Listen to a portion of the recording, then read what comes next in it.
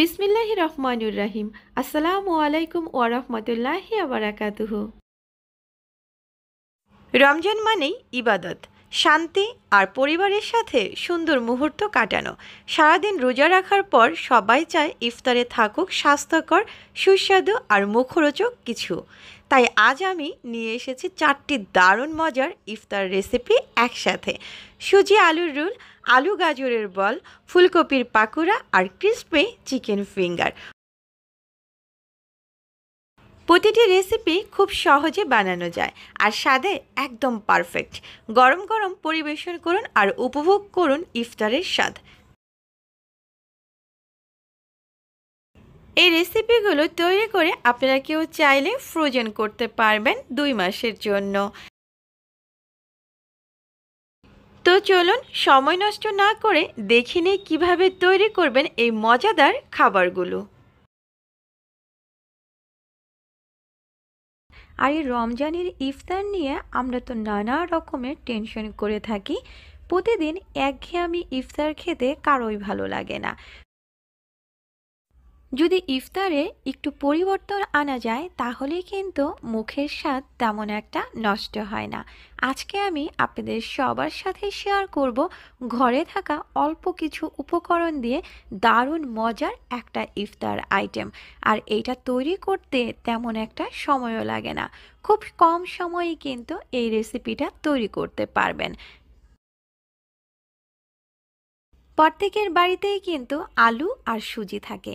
সেই আলু আর সুজি দিয়েই আজকে আমি আপনাদের সবার সাথে এই দারুণ মজার ইফতারের আইটেমটা শেয়ার করছি। বাড়ির ছোট থেকে বড় যে একবার খাবে সেই কিন্তু দ্বিতীয়বার খেতে চাইবে, এতটা মুচমুচে এবং মুখরোচক এই নাস্তাটা। এটা কিন্তু শুধুমাত্র আপনি ইফতারে যে খাবেন তা কিন্তু না, বিকেলের নাস্তা অথবা বাচ্চাদের টিফিনেও কিন্তু খুব সহজে পরিবেশন করতে পারেন। চুলাতে আমি একটা কড়াই বসিয়েছি আর এখানে মিডিয়াম সাইজের 5টা আলু সিদ্ধ করে নিয়েছি। আলুগুলো ভালোভাবে সিদ্ধ করে নিতে হবে। আর সাথে কিন্তু আমি মিষ্টি আলু সিদ্ধ করে নিয়েছি। আবার কেউ ভাববেন না যে মিষ্টি আলু দিয়ে কি এই রেসিপিটা করব কিনা। মিষ্টি আলুটা আমি সিদ্ধ খাবো, যার কারণে একসাথেই সিদ্ধ করে নিয়েছি। আলুগুলো কিন্তু সিদ্ধ করা হয়ে গেছে। এবার আমি চুলা থেকে নামিয়ে নিয়েছি আর একটা ফ্রাই প্যান বসিয়েছি। এখানে দিয়ে দিলাম 1 টেবিল চামচ পরিমাণ সয়াবিন তেল। তেলটা কিন্তু খুব বেশি পরিমাণ গরম করে নিতে যাবেন না, তাহলে কিন্তু সুজিটা পুড়ে যেতে পারে। আমি এখানে হাফ কাপ পরিমাণ সুজি দিয়ে দিলাম আর সুজিটা দিয়ে অনবরত নাড়াচাড়া করে আমি 2 মিনিটের মতো ভেজে নিয়েছি। আপনারা কিন্তু সুজির কালারটা দেখেই বুঝতে পারছেন যে খুব বেশি কিন্তু কালারফুল করিনি। এখন এখানে দিয়ে দিয়েছি 1 কাপ পরিমাণ পানি। যেহেতু আমি হাফ কাপ পরিমাণ সুজি নিয়েছি, যার কারণে এখানে 1 কাপ পরিমাণ পানি দিয়ে দিলাম। পানিটা দিয়ে এবার ভালোভাবে নাড়াচাড়া করে আমি সুজিটা সিদ্ধ করে নিচ্ছি। আর পানিটা কিন্তু আমি 2 বারে অ্যাড করে দিলাম। খুব বেশি সময় কিন্তু লাগবে না সুজিটা সিদ্ধ হতে। দেখুন, প্রায় 5 থেকে 6 মিনিটের মতো সময় লেগেছে সম্পূর্ণ সুজিটা ঘন হয়ে আসতে। এবার আমি সুজিটাকে ভালোভাবে উল্টে পাল্টে নাড়াচাড়া করে চুলা থেকে নামিয়ে নিচ্ছি। যখন দেখবেন ফ্রাই প্যানের গায়ে থেকে সুজিটা উঠে আসছে, ঠিক তখনই কিন্তু চুলা থেকে নামিয়ে নিতে হবে। সুজিটা কিন্তু ভালোভাবে সিদ্ধ করে নিতে হবে আর অবশ্যই কিন্তু লক্ষ্য রাখবেন যাতে সুজিটা কাঁচা না থাকে। হাত দিয়ে চেপে কিন্তু দেখবেন। যদি পানির পরিমাণ কম হয় সেক্ষেত্রে কিন্তু পানিটা বাড়িয়ে দিয়ে সুজিটা ভালো করে সিদ্ধ করে নেবেন। আমি এবার একটা বাটিতে সুজিগুলোকে ঢেলে নিলাম আর সুজিটা ঠান্ডা হওয়া পর্যন্ত অপেক্ষা করেছিলাম। সুজিটা ঠান্ডা হয়ে যাওয়ার পরে এখানে সিদ্ধ করে রাখা আলু আমি গ্রেট করে নিচ্ছি। কেউ চাইলে হাত দিয়ে ভালোভাবে এই আলুগুলোকে ম্যাশ করে নিতে পারেন, যাতে করে কোনো রকম দলা না থাকে আলুর। একই পদ্ধতিতে সবগুলো আলু গ্রেট করা হয়ে গেছে। সাথে দিয়ে দিচ্ছি 1 কাপ পরিমাণ ব্রেড ক্রাম। আর এই ব্রেড ক্রামটা কিন্তু আমি ঘরেই তৈরি করে নিয়েছি। ব্রেড ক্রাম কীভাবে ঘরে তৈরি করতে হয় তার ভিডিও কিন্তু আমার চ্যানেলে দেওয়া আছে, আপনারা চাইলে দেখে নিতে পারেন। আমি এই ভিডিওর ডিসক্রিপশন বক্সে লিঙ্কটা দিয়ে দিব। সাথে দিয়ে দিলাম 1.5 টেবিল চামচ পরিমাণ চিলি ফ্লেক্স। আর ঝালটা কিন্তু আপনাদের ইচ্ছে অনুযায়ী দিবেন। হাফ কাপ পরিমাণ পেঁয়াজ কলি আর হাফ কাপ পরিমাণ ধনেপাতা কুচি, 1.5 টেবিল চামচ পরিমাণ চাট মশলা, 3 টেবিল চামচ পরিমাণ কর্নফ্লাওয়ার দিয়ে দিচ্ছি, সাথে স্বাদ মতো লবণ আর হাফ চা চামচ পরিমাণ শাহি গরম মশলা গুঁড়া। এবার সবগুলো উপকরণ ভালোভাবে হাত দিয়ে আমি মথে নিচ্ছি।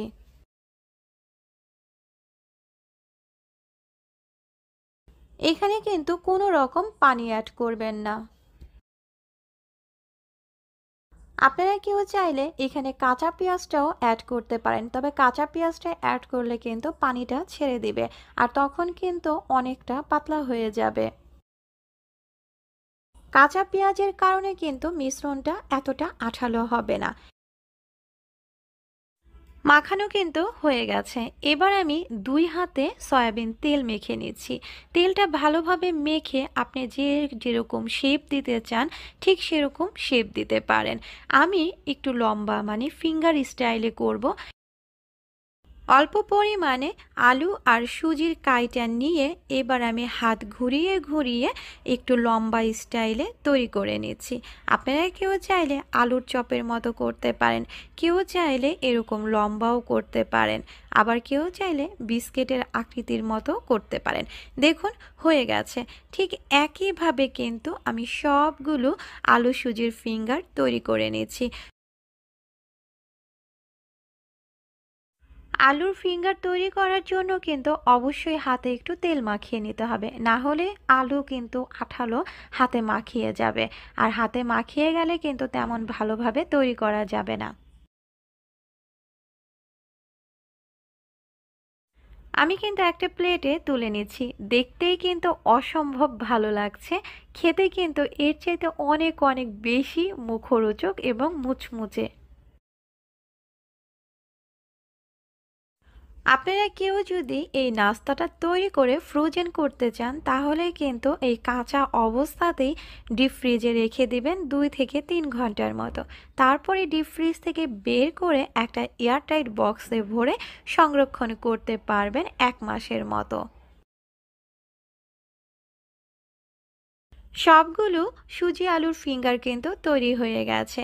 এইভাবেই কিন্তু আপনি সংরক্ষণ করতে পারবেন। এখন আমি এগুলো ভেজে নিব। ভেজে নেওয়ার জন্য চুলাতে একটা ফ্রাই প্যান বসিয়েছি, আর অবশ্যই কিন্তু ডুবো তেলে ভাজতে হবে। ডুবো তেলে ভাজার জন্য আমি পরিমাণ মতো সয়াবিন তেল ফ্রাই প্যানে দিয়ে দিলাম। তেলটা ভালোভাবে গরম হয়ে যাওয়ার পরে এবার একটা একটা করে ফিঙ্গার এখানে দিয়ে দিচ্ছি।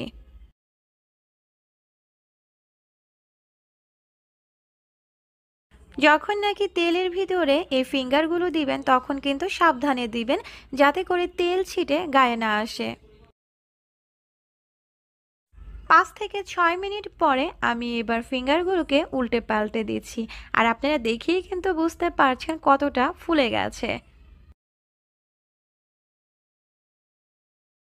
চুলার আঁচ কিন্তু আমি মিডিয়ামে রেখে ভেজে নিচ্ছি। খুব বেশি হাই হিটে কিন্তু চুলার আঁচটা দিবেন না, যাতে করে পুড়ে না যায়। মিডিয়াম আঁচে এপাশ ওপাশ করে আমি 10 মিনিটের মতো ভেজে নিয়েছি। আর সম্পূর্ণ আলু সুজির ফিঙ্গারগুলো কিন্তু ভাজা হয়ে গেছে। যখন নাকি এরকম বাদামি কালার হবে ঠিক তখনই তুলে নিতে হবে। তেলটা ঝরিয়ে আমি ফিঙ্গারগুলোকে একটা প্লেটে তুলে নিয়েছি। বাদবাকি যে আলু সুজির ফিঙ্গারগুলো ছিল সেগুলো আমি একই পদ্ধতিতে ভেজে নিচ্ছি।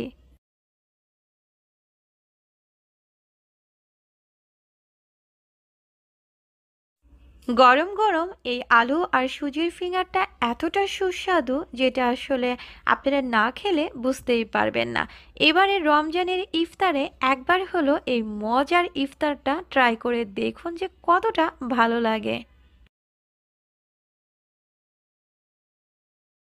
আমি আজকে পরিবেশন করেছি টমেটো সসের সাথে। আপনারা কেউ চাইলে কিন্তু অন্য যে কোনো কিছুর সাথেই পরিবেশন করতে পারেন। আর যেহেতু ইফতারের সময় খাবেন তখন তো মুড়ির সাথেই খাওয়া হবে। তৈরি হয়ে গেল ঝটপট মুখরোচক আলু সুজির ইফতার আইটেম। আশা করি এই ইফতার আইটেমটা আপনাদের কাছে একটু হলেও ভালো লাগবে ইনশাল্লাহ। এবার শেয়ার করছি 2 নাম্বার রেসিপি। ফিশ ফিঙ্গার তো কম বেশি খাওয়া হয়, চিকেন ফিঙ্গার তৈরি করেছেন কখনো? এটি তৈরি করা আরও সহজ। বিকেলে চায়ের সাথে অথবা বাচ্চাদের টিফিনে, অতিথি আপ্যায়নে, ইফতারে, যে কোনো অনুষ্ঠানে মুরগির মাংস দিয়ে ঝটপট সুস্বাদু কিছু তৈরি করতে চাইলে বেছে নিতে পারেন চিকেন ফিঙ্গার। এটি তৈরি করা খুব সহজ এবং সময়ও অনেক কম। খেতে দারুণ সুস্বাদু। চিকেন ফিঙ্গার তৈরি করার জন্য প্রয়োজন হবে মুরগির বুকের মাংস ও অল্প কিছু উপাদান। যে উপাদানগুলো মোটামুটি আমাদের প্রত্যেকের বাড়িতেই কম বেশি থাকে। যারা নাকি রেসিপিটা এখনও তৈরি করেননি, চলুন তবে জেনে নেওয়া যাক আজকের এই সহজ রেসিপি। প্রথমেই আমি একটা মিক্সিং বোলে নিয়ে নিলাম মুরগির বুকের মাংস। আপনারা কেউ চাইলে কিন্তু হাড় ছাড়া মাংসটা নিতে পারেন, তবে আমি এখানে নরম যে বুকের হাড়গুলো আছে সেগুলো সহ এখানে কেটে নিয়েছি। আর মাংসটা একটু লম্বা করে কেটে নিতে হবে, তবে খুব বেশি পাতলা করার দরকার নেই। মাংসটা আমি ভালোভাবে ধুয়ে পানিটা ঝরিয়ে নিয়েছি। সাথে দিয়ে দিচ্ছি স্বাদ মতো লবণ, 1 টেবিল চামচ পরিমাণ লাল মরিচের গুঁড়া, 1 চা চামচ পরিমাণ শাহি গরম মশলা গুঁড়া, দিয়ে দিচ্ছি 1 চা চামচ পরিমাণ ভাজা জিরা গুঁড়া, 1 টেবিল চামচ পরিমাণ আদা রসুন বাটা, আর 1 চা চামচ পরিমাণ ধনিয়া গুঁড়া, 1.5 টেবিল চামচ পরিমাণ টমেটো সস, আর একটা ডিম দিয়ে দিলাম। সাথে দিয়ে দিয়েছি হাফ কাপ পরিমাণ কর্নফ্লাওয়ার। আপনারা কেউ চাইলে কিন্তু এই কর্নফ্লাওয়ারের পরিবর্তে ময়দাটাও অ্যাড করতে পারেন, তবে কর্নফ্লাওয়ার দিয়ে যদি ভাজেন সেক্ষেত্রে কিন্তু খেতে অনেক বেশি সুস্বাদু হবে। কারো হাতের কাছে যদি কর্নফ্লাওয়ারটা না থাকে সেক্ষেত্রে আপনারা ময়দা ব্যবহার করতে পারেন। এবার হাত দিয়ে আমি ভালোভাবে মিক্স করে নিচ্ছি। দেখলেন তো, খুব কম উপকরণ দিয়েই কিন্তু এই রেসিপিটা তৈরি করা যায়।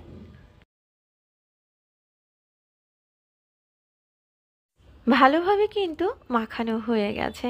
এবার আমি রেস্টে রেখে দেব 15 থেকে 20 মিনিটের মতো ঢাকনা দিয়ে ঢেকে। আপনারা কেউ চাইলে কিন্তু নর্মাল ফ্রিজেও রেখে দিতে পারেন। আমি 20 মিনিট পরে ফেরত এসেছি। এবার ঢাকনাটা তুলে নিচ্ছি। এবার একটা বোল নিয়েছি, আর এই বোলে নিয়ে নিচ্ছি ব্রেড ক্রাম্ব। আপনারা কেউ চাইলে কিন্তু সাথে সাথে পাউরুটিটা ব্লেন্ড করে তারপরেও কিন্তু চিকেন ফিঙ্গারটা তৈরি করতে পারেন। অথবা কারো হাতের কাছে যদি ব্রেড ক্রাম্ব না থাকে সেক্ষেত্রে কিন্তু আপনারা টোস্ট বিস্কিটের গুঁড়াটাও এখানে ব্যবহার করতে পারেন।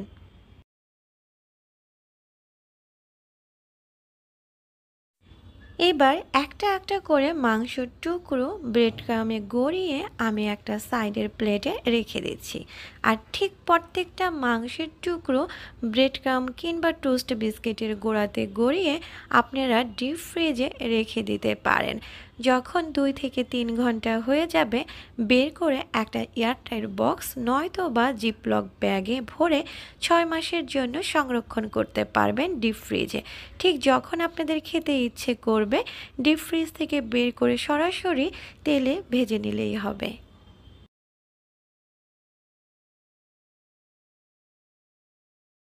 একইভাবে কিন্তু আমি সবগুলো মাংসের টুকরো ব্রেড ক্রামে গড়িয়ে ভালোভাবে ঝেড়ে প্লেটে রাখছি। একটু ভালোভাবে ঝাঁকাবেন যাতে করে এক্সট্রা যে ব্রেড ক্রামগুলো আছে সেগুলো যাতে পড়ে যায়।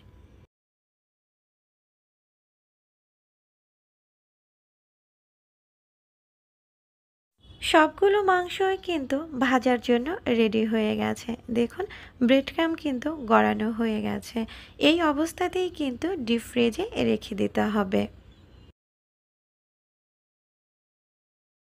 এখানে যদি আপনি একটা মাংসের টুকরো আরেকটা মাংসের টুকরোর উপরে রাখেন তাহলেও কিন্তু কোনো সমস্যা নেই। একটা কিন্তু আরেকটার সাথে লাগবে না। এবার আমি আপনাদেরকে চিকেন ফিঙ্গারগুলো ভেজে দেখাচ্ছি। আর ভাজার জন্য চুলাতে একটা ফ্রাই প্যান বসিয়েছি আর এখানে পরিমাণ মতো সয়াবিন তেল গরম করে নিয়েছি। তেলটা কিন্তু আমি খুব বেশি গরম করিনি, মিডিয়াম গরম করে নিয়েছি। তারপরে কিন্তু একটা একটা করে মাংসের টুকরো এখানে দিয়ে দিচ্ছি। তেলটা কিন্তু অনেক বেশি পরিমাণে গরম করা যাবে না, যেহেতু ব্রেড ক্রাম্ব খুব তাড়াতাড়ি কিন্তু উপরে তাহলে পুড়ে যাবে আর ভিতরে কিন্তু মাংসটা কাঁচা থেকে যাবে। যার কারণে তেলটা মিডিয়াম গরম হওয়ার পরেই কিন্তু একটা একটা করে মাংসের টুকরো দিয়ে দিতে হবে। কিছুক্ষণ পরে আমি মাংসের টুকরোগুলো উল্টে পাল্টে দিচ্ছি, তবে অবশ্যই কিন্তু ডুবো তেলে ভেজে নিতে হবে। চিকেন ফিঙ্গারগুলো হতে কিন্তু খুব বেশি সময় লাগবে না, মিনিমাম 20 মিনিটের মতো ভেজে নিলেই হবে। এর চাইতে বেশি সময় লাগবে না। তবে অবশ্যই লক্ষ্য রাখবেন যাতে করে উপরে কালারটা খুব বেশি চলে না আসে। দেখুন, ভাজা কিন্তু হয়ে গেছে। আপনারা কিন্তু দেখেই বুঝতে পারছেন যে কতটা মুচমুচে হয়েছে। যখন নাকি এরকম মুচমুচে হবে ঠিক তখনই কিন্তু তুলে নিতে হবে তেলটা ঝরিয়ে।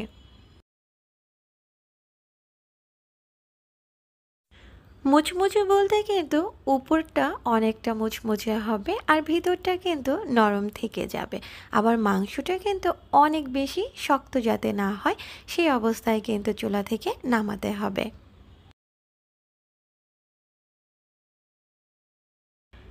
তেলটা ছড়িয়ে আমি একটা প্লেটে তুলে নিচ্ছি। বাদবাকি যে চিকেন ফিঙ্গারগুলো ছিল সেগুলো আমি একই পদ্ধতিতে ভেজে নিচ্ছি।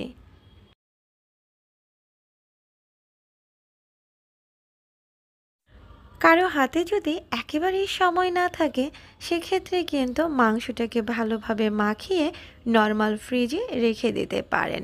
একদম ইফতারের আগ মুহূর্তে বের করে ব্রেড ক্রামে গড়িয়ে তেলে ভেজে নিলেই হয়ে যাবে।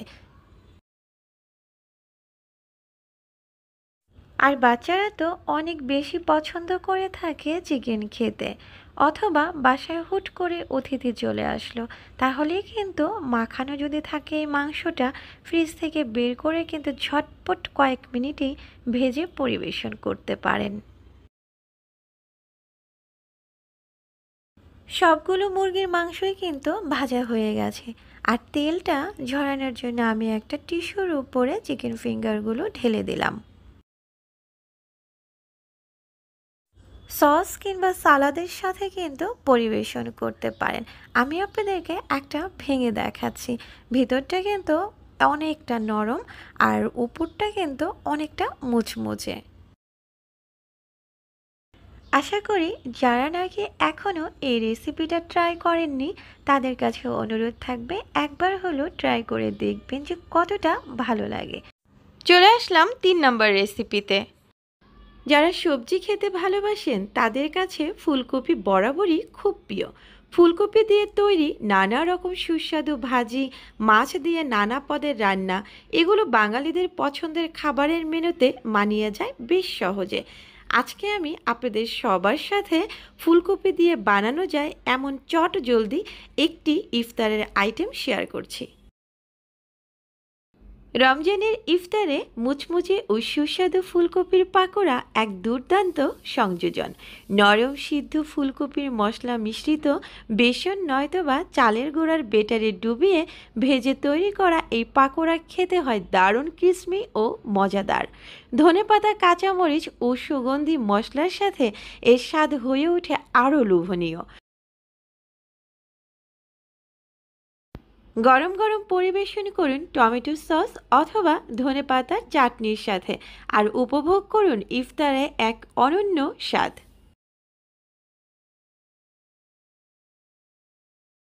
ফুলকপির পাকোড়া তৈরি করার জন্য আমি এখানে 2টা ফুলকপি নিয়েছি ছোট সাইজের। আপনারা যে যেরকম ফুলকপির পাকোড়া তৈরি করবেন ঠিক সেই আন্দাজেই এখানে ফুলকপিটা নিতে পারেন। আর ফুলকপি কিন্তু সিদ্ধ করে আপনি নর্মাল ফ্রিজে মোটামুটি 7 দিনের মতো রেখে দিতে পারেন। আর যদি ফ্রোজেন করতে চান 2 থেকে 3 মাসের জন্য, তাহলে ডিপ ফ্রিজে রেখে দিতে পারেন।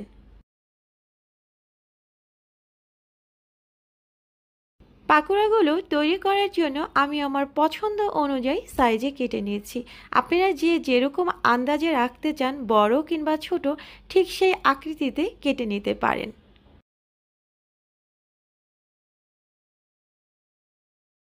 ফুলকপি কাটার সময় অবশ্যই ভালোভাবে লক্ষ্য করবেন যে ভিতরে পোকা আছে কিনা।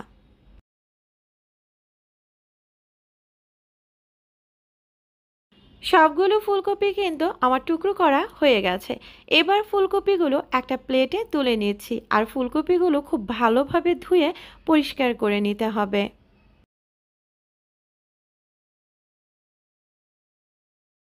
ফুলকপি কিন্তু খুব বেশি পরিমাণ যে ধুয়ে নিতে হবে সেটা কিন্তু না, কারণ ফুলকপিতে তেমন একটা ময়লা থাকে না, শুধুমাত্র পোকার ভয় থাকে। এছাড়া কিন্তু ফুলকপিতে কোনো রকম ময়লা থাকে না। ফুলকপিগুলো ধোয়া হয়ে গেছে, আমি একটা সাইডে রেখে দিচ্ছি। আর চুলাতে একটা কড়াই বসিয়েছি। এখানে আমি ফুলকপিটা সিদ্ধ হওয়ার জন্য পরিমাণ মতো পানি অ্যাড করে দিচ্ছি, আর সাথে দিয়ে দিচ্ছি স্বাদ মতো লবণ।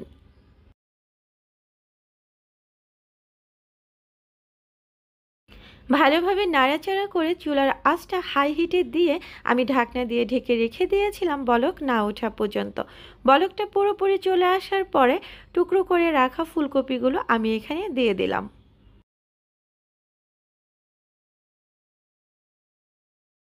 এবার ঢাকনা দিয়ে ঢেকে চুলার আঁচটা হাই হিটে দিয়ে মোটামুটি 10 মিনিটের মতো ফুলকপিগুলো সিদ্ধ করে নিয়েছি।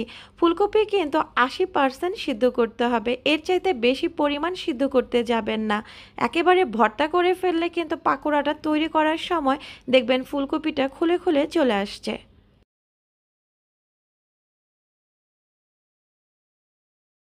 আপনারা দেখেই বুঝতে পারছেন ফুলকপিটা কি পরিমাণ সিদ্ধ করে নিয়েছি।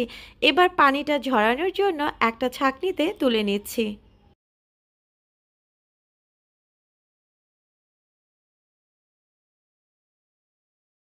ফুলকপির পানিগুলো কিন্তু পুরোপুরি ঝরে গেছে। এবার একটা প্লেটের উপরে ফুলকপিগুলো একটা একটা করে বিছিয়ে দিচ্ছি।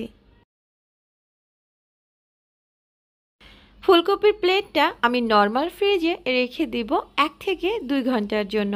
কারো হাতে যদি সময় না থাকে সেই ক্ষেত্রে আপনারা এমনি সরাসরি ফুলকপির পাকোড়াটা তৈরি করে ফেলতে পারেন ফ্রিজে না রেখেও।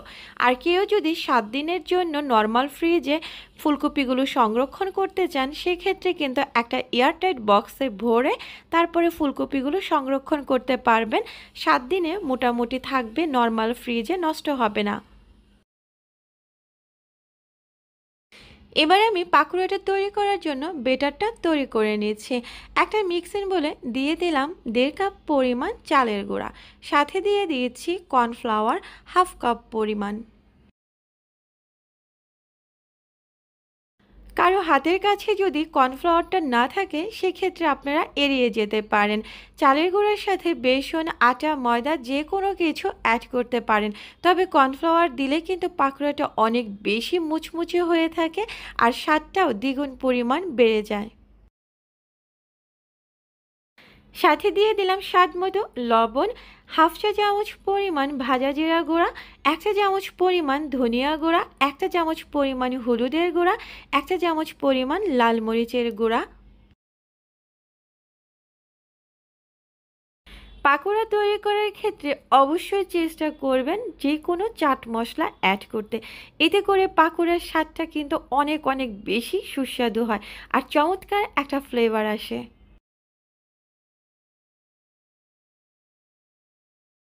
সবগুলো উপকরণ দিয়ে ভালোভাবে মিক্স করে এখানে দিয়ে দিলাম হাফ কাপ পরিমাণ ধনেপাতা কুচি আর সাথে অ্যাড করে দিচ্ছি 1 চা চামচ পরিমাণ আদা রসুন বাটা।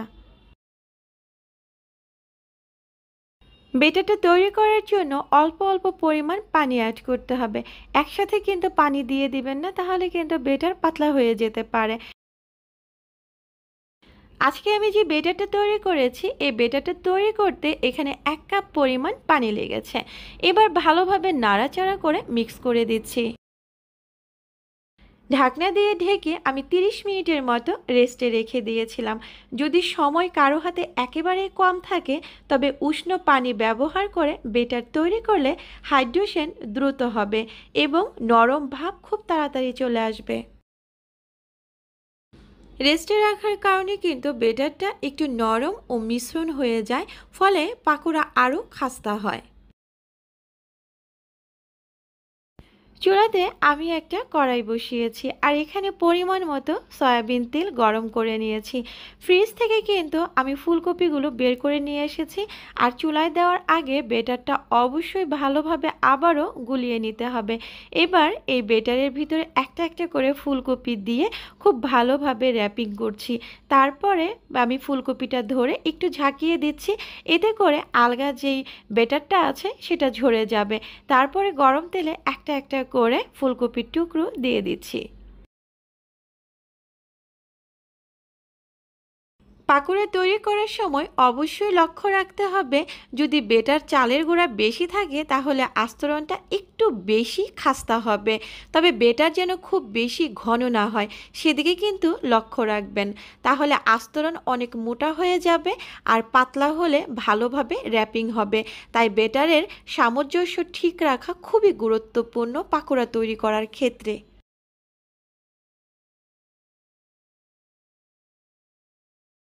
5 থেকে 6 মিনিটের মতো আমি মিডিয়াম আঁচে পাকোড়াগুলোকে ভেজে নিয়ে তারপরে কিন্তু উল্টে পাল্টে দিয়েছি। এই পাকোড়া তৈরি হতে সর্বোচ্চ 10 থেকে 12 মিনিটের মতো সময় লাগবে, এর চাইতে বেশি সময় কিন্তু লাগবে না। এইভাবে যদি আপনি পাকোড়া তৈরি করেন তাহলে কালারটা দেখুন কতটা চমৎকার আসে। আচ্ছা, এখানে আরেকটা কথা বলে নিচ্ছি, আপনারা কেউ চাইলে কিন্তু এখানে ফুড কালার অথবা জর্দার রংটা ব্যবহার করতে পারেন। কালারটা ব্যবহার করলে কিন্তু চিকেন ফ্রাইয়ের মতো চমৎকার একটা কালার চলে আসবে। সেই কালারটা দেখতেও কিন্তু অনেক ভালো লাগে।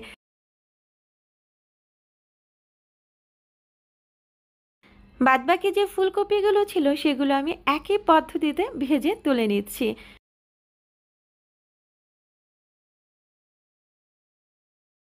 ফুলকপির পাকোড়াগুলো কিন্তু একটাও ভেঙে যায়নি বা খুলে যায়নি। আর তার কারণ হলো আমি ফুলকপিগুলো নর্মাল ফ্রিজে রেখে দিয়েছিলাম 2 থেকে 3 ঘন্টার মতো। এতে করে কিন্তু ফুলকপিটা অনেকটা শক্ত হয়েছে। এইভাবে ফুলকপির পাকোড়া তৈরি করার সময় অবশ্যই ফ্রিজে সংরক্ষণ করে তারপরে পাকোড়া তৈরি করবেন। এতে করে একটা পাকোড়াও দেখবেন ভাঙবে না।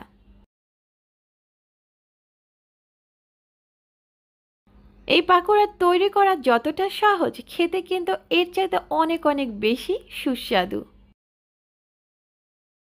শুধু যে ইফতারের টেবিলে এই পাকোড়াটা চলবে তা কিন্তু না, বিকেলের নাস্তাতে, চায়ের আড্ডায়, অতিথি আপ্যায়নে, বাচ্চাদের টিফিনে যে কোনো সময় অনায়াসে খাওয়া যেতে পারে। এবার শেয়ার করছি 4 নম্বর এবং সর্বশেষ রেসিপি। রমজানের ইফতারের জন্য চিরচেনা আইটেমের বাইরে একটু ভিন্ন কিছু ট্রাই করতে চান? তাহলে কাঁচা আলু ও গাজর দিয়ে এই মুচমুচে চপ বা বল হতে পারে আপনার ইফতারের প্লেটের নতুন আকর্ষণ। সেদ্ধ না করে সরাসরি কাঁচা আলু গাজর গ্রেট করে সুগন্ধি মশলা, ডিম নয়তোবা চালের গুঁড়া অথবা কর্নফ্লাওয়ার মিশিয়ে বানানো হয় এই চপ বা বল, যা বাইরে থেকে ক্রিসমি আর ভেতরে নরম ও জুসি। ইফতারের প্লেটে এক ভিন্ন স্বাদ আনতে তৈরি করে ফেলুন এই দারুণ রেসিপিটি। একটু ঝালঝাল স্বাদে তৈরি এই চপ পরিবেশন করুন ধনেপাতা চাটনি বা টমেটো সসের সাথে, আর উপভোগ করুন ইফতারের মজাদার মুহূর্ত। বলটা তৈরি করার জন্য আমি এখানে প্রধান উপকরণ হিসেবে নিয়েছি গাজর আর আলু। প্রথমেই গাজর এবং আলুর উপরের খোসাগুলোকে ছাড়িয়ে নিতে হবে ভালোভাবে ধুয়ে।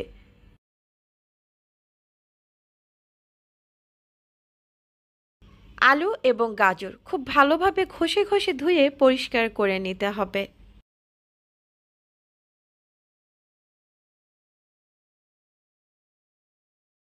এবার উপরের খোসাগুলো আমি ফেলে দিচ্ছি। উপরের খোসাগুলো ফেলানোর পরেও কিন্তু গাজর আর আলুটা ভালোভাবে ধুয়ে পরিষ্কার করে নিতে হবে।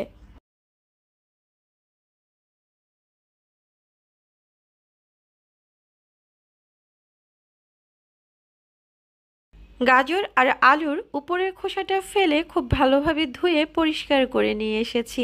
দেখুন, এখন কিন্তু একেবারে চকচক করছে, কোনো রকম ময়লা নেই। আলু কেটে কিন্তু পানিতে ভিজিয়ে রাখবেন, না হলে কিন্তু কালো হয়ে যাবে। আর যদি ভিজিয়ে রাখেন তাহলে কিন্তু কষটা বের হয়ে যাবে। এবার একটা প্লেট নিয়েছি আর এখানে আলু আর গাজরটা ভালোভাবে আমি গ্রেট করে নিচ্ছি। গ্রেটারের যে পাশটা মাঝারি আমি সেই পাশটা দিয়েই কিন্তু গ্রেট করে নিচ্ছি। যদি আপনি মাঝারি সাইজের গ্রেট করে নেন সেক্ষেত্রে কিন্তু চপের ভেতরটা নরম হয়, কিন্তু বাহিরের অংশ সুন্দর ক্রিস্পি থাকে। চিকন গ্রেট করলে চপের ভেতরের অংশ নরম ও সুন্দরভাবে মিশে যাবে, তেল কম শোষণ করবে এবং দ্রুত ভাজা হবে। তবে বেশি চিকন হলে এটি অতিরিক্ত নরম হয়ে যেতে পারে এবং ভাজার সময় সহজে ভেঙে যেতে পারে। আর যদি মোটা গ্রেড করেন সেক্ষেত্রে চপের মধ্যে কাঁচা কাঁচা ভাব থাকতে পারে, বিশেষ করে যদি ভালোভাবে মেশানো না হয়। বাইরে থেকে বেশি ক্রিস্পি হবে কিন্তু ভেতরটা পুরোপুরি সেদ্ধ নাও হতে পারে। ভাজার সময় বেশি তেল শোষণ হতে পারে এবং ভাজার সময় বেশি সময় লাগতে পারে। গাজর আর আলু কিন্তু গ্রেট করা হয়ে গেছে। এবার আমি আলু আর গাজরের সাথে লবণ মিশিয়ে হাত দিয়ে ভালোভাবে নাড়াচাড়া করে 10 মিনিটের মতো রেখে দিয়েছিলাম। যদি কারো হাতে একেবারেই সময় না থাকে সেক্ষেত্রে লবণটা মিশিয়ে হাত দিয়ে কচলিয়ে ভালোভাবে ধুয়ে পানিটা চেপে ফেলে দিলেই হবে। আমি কিন্তু অফ ক্যামেরায় গাজর আর আলুটা ভালোভাবে ধুয়ে নিয়েছি। এবার অন ক্যামেরায় আপনাদেরকে দেখিয়ে দিয়েছি যে কিভাবে ভালোভাবে চেপে পানিটা ফেলে আপনি গাজর আর আলুটাকে ঝরঝরা করে নেবেন। কাঁচা আলু ও গাজরের মধ্যে অস্বাভাবিকভাবে অনেক পানি থাকে। লবণ দিলে এগুলো থেকে দ্রুত পানি বের হয়ে আসে। এই বাড়তি পানিটা ফেলে না দিলে চপ বা বল বানানো মিশ্রণ বেশি নরম হয়ে যাবে এবং ভাজার সময় গলে যেতে পারে। আপনারা কিন্তু দেখেই বুঝতে পারছেন যে পানিটা চিপে আমি কি পরিমাণ ঝরঝরা করে নিয়েছি। যদি পানি ফেলে না দেয়া হয় তাহলে মিশ্রণটা আঠালো হয়ে যাবে এবং তেলে দিলে ভালো করে ভাজা হবে না, বরং আলগা হয়ে যাবে বা বেশি তেল শোষণ করবে। আর যদি মুচমুচে এবং পারফেক্ট বল পেতে চান তাহলে পানি অবশ্যই ভালোভাবে ফেলে দিতে হবে, কারণ বেশি পানিযুক্ত মিশ্রণ তেলে দিলে বেশি সেকে গিয়ে নরম হয়ে যাবে। এখানে উপকরণ হিসেবে শুধু ব্যবহার করেছি গোলমরিচের গুঁড়া। ঝালটা আপনারা যেমন খাবেন ঠিক তেমনই এখানে অ্যাড করবেন। কাঁচামরিচটা এখানে আমি দেইনি, যদি আপনারা কেউ দিতে চান সেক্ষেত্রে অ্যাড করতে পারেন। আর স্বাদের জন্য এখানে আমি 1/3 কাপ পরিমাণ টমেটো সস ব্যবহার করেছি, দিয়েছি স্বাদ মতো লবণ আর দিয়েছি 1 কাপ পরিমাণ কর্নফ্লাওয়ার। হাত দিয়ে ভালোভাবে মেখে আমি কিন্তু বলের শেপ তৈরি করেছি। যদি আপনারা দেখেন যে বলের শেপটা আসছে না সেক্ষেত্রে কিন্তু এখানে আরও কর্নফ্লাওয়ার অ্যাড করতে হবে। কারো হাতের কাছে যদি কর্নফ্লাওয়ার না থাকে সেক্ষেত্রে কিন্তু চালের গুঁড়াটা দিয়েও এই বলটা তৈরি করতে পারবেন। তবে এই বলটা কিন্তু কর্নফ্লাওয়ার দিয়ে অনেক বেশি সুস্বাদু হয়ে থাকে। সচরাচর আমি যখনই তৈরি করি তখন কর্নফ্লাওয়ার দিয়েই তৈরি করি। চালের গুঁড়া কিংবা ময়দা, আটা অথবা বেসন দিয়ে আমি কখনোই তৈরি করিনি, কারণ কর্নফ্লাওয়ার দিয়ে যতটা সুস্বাদু হয় অন্য কোনো কিছু দিয়ে এতটা সুস্বাদু হয় না এই বলটা।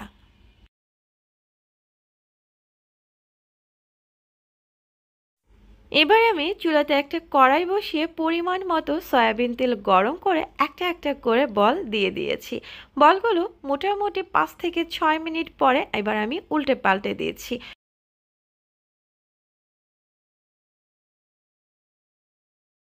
যখন বলগুলো উল্টে দিবেন তখন অবশ্যই আলতো হাতে উল্টাবেন, খুব জোরে সোরে চাপাচাপি করে বলগুলো উল্টাতে যাবেন না, তাহলে কিন্তু ভেঙে যেতে পারে।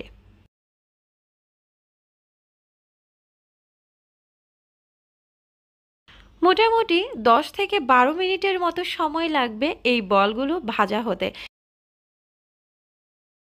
বলগুলো কিন্তু পুরোপুরি ভাজা হয়ে গেছে। এবার আমি একটা একটা করে তুলে নিয়েছি। আপনারা দেখেই কিন্তু বুঝতে পারছেন বলগুলো কতটা ভালোভাবে মানে পারফেক্ট ভাবে ভাজা হয়েছে। যদি আলু আর গাজরের থেকে আপনি পানিটা ঠিক মতো না ঝরান তাহলে কিন্তু এতটা চমৎকারভাবে বলগুলো তৈরি হবে না। তেলে দেওয়ার সাথে সাথেই কিন্তু বলটা ছড়িয়ে যাবে, নয়তোবা ভেঙে যাবে। আমি এখানে পরিবেশন করেছি টমেটো সস এবং সুইট চিলি সসের সাথে। আপনারা আপনাদের পছন্দ অনুযায়ী যে কোনো কিছুর সাথে পরিবেশন করতে পারবেন। শুধু যে রমজানের ইফতারে এটা খাওয়া যাবে তা কিন্তু না। বাচ্চাদের টিফিনে, শীতের সন্ধ্যায়, নয়তোবা বিকেলে চায়ের আড্ডায়, অতিথি আপ্যায়নে, যে কোনো অনুষ্ঠানে কিন্তু আপনি অনায়াসে খুব সহজেই কিন্তু তৈরি করে ফেলতে পারবেন। আজকে তাহলে আর কোনো কথা নয়, আবার দেখা হবে সামনে যে কোনো আরেকটা নতুন রেসিপি নিয়ে। সে পর্যন্ত আপনারা সবাই অনেক ভালো থাকেন এবং সুস্থ থাকেন। এখানেই বিদায় নিচ্ছি। আল্লাহ হাফেজ।